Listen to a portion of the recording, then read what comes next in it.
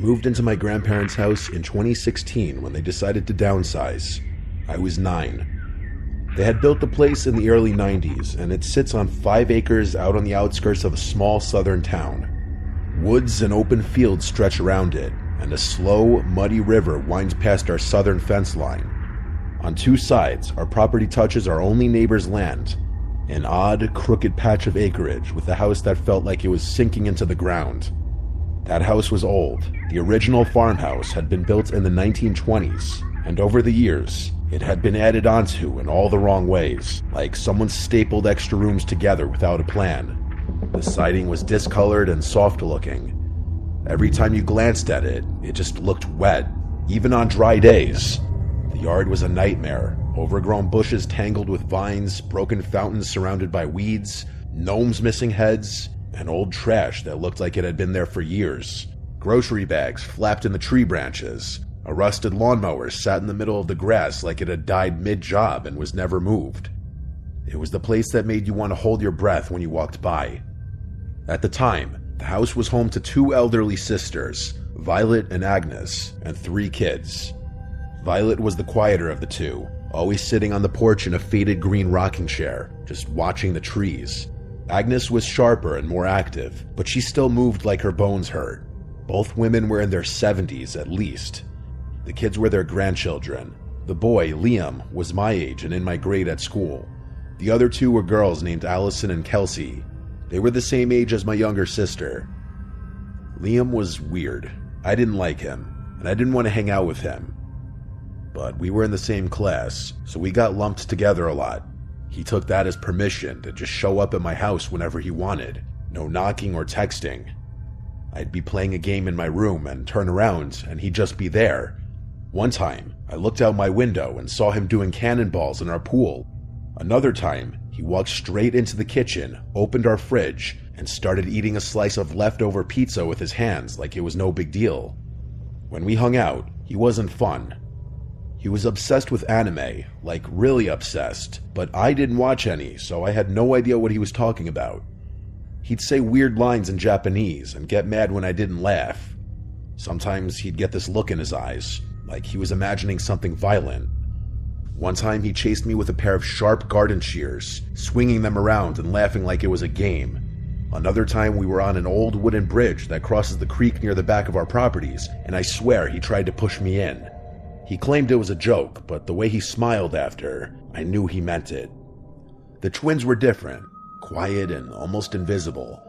Their clothes were always dirty, and they had speech impediments that made it hard to understand them.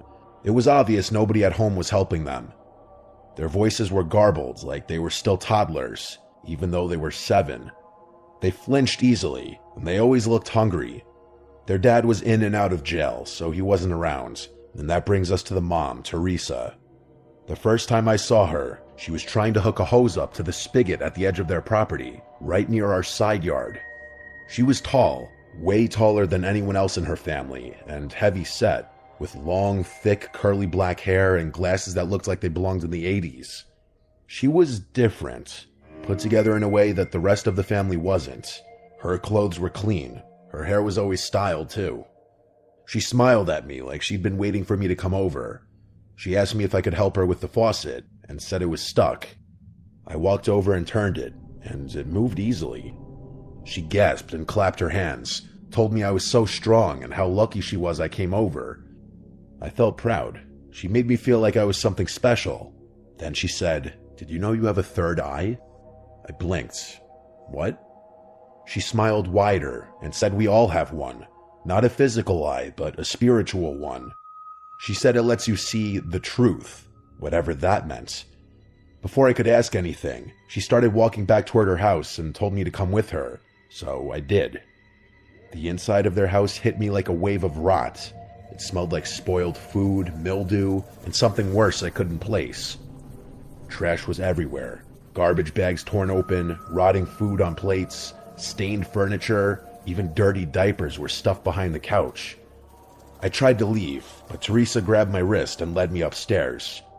Her room was nothing like the rest of the house. It was pristine, with pink wallpaper, clean carpet, shelves full of porcelain dolls, and very ornate old furniture. The air smelled like rosewater and old perfume. It was like I stepped into a different building. She gestured for me to sit on a little cushioned stool in the corner, and then walked over to her vanity and opened a drawer. She pulled out a silver tray with a black candle, a crystal, and a thick, leather-bound book. The second I saw the pentagram on the cover, my stomach turned. My parents are Catholic. I knew what that symbol meant. And suddenly, I started seeing it everywhere. On the jewelry box, on the mirror's frame, and peeking out from under the corner of the rug on the floor, etched into the wood. I jumped up. "Sorry, my mom wants me home. Bye." I didn't wait for a response. I ran. In 2019, Agnes had a heart attack and died inside the house. I heard she collapsed in the living room in front of all of the kids. I went to the funeral. It was in this rundown Baptist church on the edge of town. The family was stone-faced, like they didn't know how to react, except for one woman who I'd never seen before. She sat in the second pew, sobbing so loud it echoed. Nobody acknowledged her. That same year, Liam disappeared. The story was that he tried to kill one of the twins and was sent to a psychiatric facility. I never got the full details, but my parents sat my sister and I down that night and said, in no uncertain terms, we were never to go near that family again. I remember their faces, grim and serious. That's when it all clicked. All the little things I hadn't understood. The weird stuff, the fear. Eventually, the rest of the family moved away. They left Violet behind, just an old, frail woman living alone in that collapsing house. She passed away in 2020, alone, in that house. Her estate went up for auction. A few months later, one of my old elementary school teachers, Mrs. S., bought it with her husband. They tore down most of the structure, but kept the original 1920 section, the same part where Teresa's room had been. Mrs. S. invited us over to see the renovations. It was beautiful. Open floor plan, all new appliances, and fresh paint. She showed us upstairs, and that's when my skin started crawling. We were in her room, and I could feel it. Even though the floors were carpeted now, I knew the pentagram was still there, like the floor remembered. I felt nauseous, like something was watching me from the walls. I told Mrs. S. I had a headache and had to go. She was disappointed. I was supposed to stay for dinner. I avoided the house after that, until last year. Mrs. S. asked me to dog sit while they went out of town for a week. I said yes. I figured it was just a job. Easy money. Every night I'd ring the doorbell and they'd buzz me in through the smart lock. Their dogs, a Shih Tzu named Muffin and a snorting little pug named Henry, would greet me tails wagging. The first 4 nights were quiet, peaceful even. I'd feed the dogs, play with them a bit, turn on the porch light, and lock up. But on the last night, I was about to leave when Henry started barking at the staircase. He planted his little legs and just barked over and over. Muffin backed away, whimpering. There was nothing there. And then, thump. It came from upstairs. Another thump, louder this time. I didn't stay to investigate. I ran to the front door, slammed it behind me, and locked it. The whole walk home, I couldn't shake the feeling something had followed me. Now it's 2025. We hadn't heard a word about the family in over 4 years. That is, until recently. A girl from school told me she saw Teresa at a farmer's market in a nearby town. Apparently, she started some kind of religious group, calls herself a truth seer. They live in a mobile home community far out in the woods. Flyers have started popping up on bulletin boards and telephone poles. I don't trust it. I don't trust her. I think Teresa is truly evil. I mean, she neglected her kids. She left her mother in that house to rot. And I think she brought something into it. Something dark. Something that stayed behind. I still have nightmares of her and Liam. They stand at the foot of my bed, staring at me, not speaking at all. And every time I pass by that house, even now, I get chills.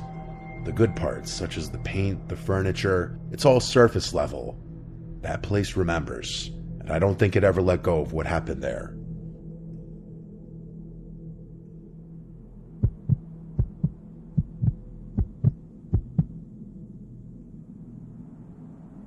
My name is Keegan. I reside in Michigan with my parents.